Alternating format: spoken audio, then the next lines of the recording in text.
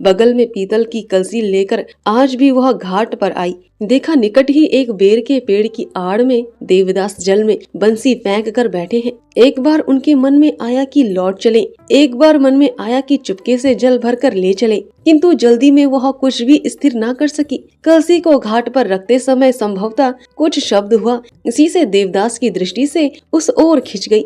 उसने पार्वती को देखा, हाथ के इशारे से बुलाकर कहा, पत्तो सुन जाओ। पार्वती धीरे धीरे पास जाकर खड़ी हुई। देवदास ने एक बार मुख उठाया, फिर बहुत देर तक शून्य दृष्टि से जल की ओर देखते रहे। पार्वती ने कहा, देवदादा मुझे कुछ कहते हो? देवदास ने किसी ओर देखकर कहा, बैठो। पार्वती बैठी नहीं, सिर नीचा किए खड़ी रही, किंतु जब कुछ देर तक कोई बातचीत नहीं हुई तो पार्वती ने धीरे धीरे एक एक पांव घाट की ओर बढ़ाना आरंभ किया। देवदास ने एक बार सिर उठाकर उसकी ओर देखा, फिर जल की ओर देखकर कहा, सुनो। पार्वती लौट आई, किंतु फिर भी देवदास ने कोई बात नहीं कही। यह देख वह लौट गई। देवदास निस्तब्ध बैठे रहे। थोड़ी देर बाद उन्होंने फिर देखा, पार्वती जल लेकर जाने की तैयारी कर रही है। यह देखकर वह हंसी हटाकर घाट के ऊपर आ खड़े हुए। कहा, मैं आया हूँ। पार्वती ने केवल घड़ा रख दिया, कुछ बोली नहीं। पार्वती कुछ देर तक चुपचाप खड़ी रही। अंत में अत्यंत मीठे स्वर से पूछा,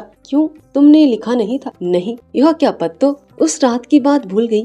नहीं, किंतु उस बात से अब काम ही क्या? उसका कंठ स्वर स्थिर किंतु रूखा था। देवदास उसका मर्म नहीं जान सके। कहा, मुझे क्षमा करो, मैं तब इतना नहीं समझ सका था। चुप रहो, ये सब बातें मुझे नहीं सुहाती। मैं जिस तरह से होगा माँ बाप को राजी करूँगा, सिर्फ तुम। पार्वती ने देवदास के मुंह की ओर एक बार तीखी नजर से देखकर कहा, तुम्हारे ही माँ बाप हैं, मेरे नहीं। क्या उनकी इच्छा अनिच्छा से मुझे कोई प्रयोजन नहीं है? देवदास ने लज्जित होकर कहा, क्यों नहीं है पत्तो, पर वे लोग तो राजी हैं। सिर्फ तुम कैसे जानते हो कि वे लोग राजी हैं? वे बिल्कुल राजी नहीं हैं। देवदास ने हंसने की व्यर्थ की चेष्टा करके कहा, अरे नहीं, वे लोग राजी हैं, यह मैं अच्छी तरह से जानता हूँ। सिर्फ तुम। पार्वती ने बीच में ही बात काटकर तीव्र कंठ से कहा, सिर्फ मैं तुम्हारे साथ? छी। पलक मारते देवदास की दोनों आंखें अग्नि की तरह जल उठी। उसने अवरुद्ध कंठ से कहा, पार्वती क्या मुझे भूल गई? पहले पार्वती भी कुछ चंचल हो उठी, किंतु दूसरे ही क्षण आत्मसंवरण कर शांत और कठिन स्वर में उत्तर दिया, नहीं भूलूंगी।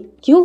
लड़कपन से ही तुमको देखती आई हूँ, होश संभाला तभी से तुमसे डरती हूँ। क्या उसी डर को तुम दिखाने आए हो? पर क्या मुझे भी तुम नहीं पहचानते? यह कहकर वह निर्भीक दोनों आंखों को ऊपर उठाकर खड़ी हो रही। पहले देवदास के मुंह से कोई बात नहीं निकली, फिर कहा, सर्वदा से मुझसे तुम डरती ही आई हो, और कुछ नहीं। पार्वती ने दृढ़ स्वर से कहा, नहीं, और कुछ नहीं। सच कहती हो? हाँ, सच कहती हूँ। तुम पर मेरी कुछ भी श्रद्धा नहीं है। मैं जिसके यहाँ जा रही हूँ वे धनवान, बुद्धिमान, शांत और स्थिर हैं। वे धार्मिक हैं। मेरे बाप मेरा भला सोचते हैं, इसी से वे तुम्हारे जैसे अज्ञान, अव्यवस्थित चित्त, दुर्दांत मनुष्य के हाथ मुझे किसी तरह नहीं देना चाहते। तुम रास्ता छोड़ दो। एक बार देवदास ने कुछ इधर उधर किया, एक बार रास्ता छोड़ने के लिए भी तैयार हुए, परंतु फिर दृढ़ता के साथ मुंह उठाकर कहा, इतना अहंकार? पार्वती ने कहा, क्यों नहीं, तुम कर सकते हो और मैं नहीं। तुम में रूप है, गुण नहीं। मुझ में रूप भी है, गुण भी है।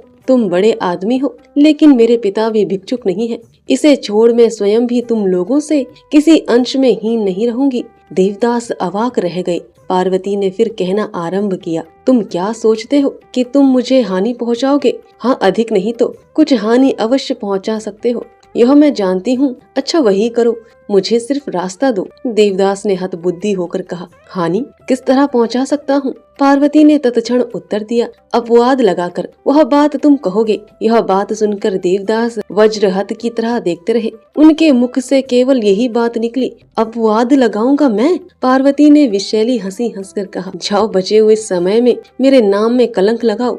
उस रात में मैं तुम्हारे पास अकेली गई थी, इसी बात को लेकर लोगों में चारों ओर फैलाओ, इससे मन को बड़ी सांत्वना मिलेगी। यह कहते कहते पार्वती के दर्पित क्रुद्ध होंठ कांपते कांपते स्थिर हो गए, किंतु देवदास के हृदय में क्रोध और अपमान से ज्वालामुखी पर्वत की भांति भीषण अग्नि सुलग रही थी। उन्होंने अव्यक्त स्वर से कहा, तो क्या झूठी बदनामी उठाकर मैं सांत्वना पाऊंगा? और उसी समय बंसी के मुठिये को घुमाकर पकड़कर भीषण कंठ से कहा, सुनो पार्वती, इतना रूपवान होना ठीक नहीं, अहंकार बढ़ जाता है। यह कहकर तनिक धीमे स्वर से कहा, देखती नहीं हो चंद्रमा इतना सुंदर है, इसी से उसमें कलंक का काला धब्बा लगा है। कमल कितना श्वेत है, इसलिए उसमें काले भौरे बैठते हैं।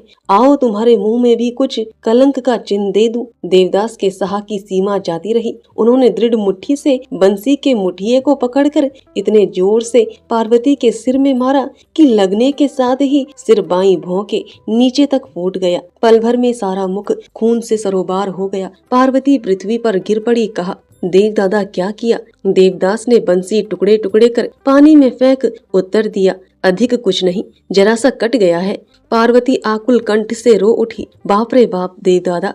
देवदास ने अपने बारीक कुर्ते को फाड़कर पानी में भिगोकर बांधते हुए कहा, घबराओ नहीं पत्तो, यह हल्की सी चोट जल्दी ही अच्छी हो जाएगी, सिर्फ दाग रह जाएगा। यदि कोई इसके विषय में पूछे तो झूठी बात कहना, नहीं तो अपने कलंक की बात प्रकट करना। अरे बाप रे बाप, छी, ऐसा ना कहो पत्तो। विदाई के अंतिम दिनों में सिर्फ एक निशान बनाए रखने के लिए यह चिन्ह दे दिया है। इस सोने से मुख को तुम आरसी में कभी कभी देखोगी तो। यह कहकर उत्तर पाने की कोई अपेक्षा न कर देवदास चलने के लिए तैयार हुए। पार्वती ने व्याकुल होकर रोते रोते कहा, उफ देव दादा। देवदास लौट आए। आंख के कोने में एक जल बिंदु था। बहुत स्नेह भरे कंठ से कहा, क्यों पत्तो, किसी से कहना मत,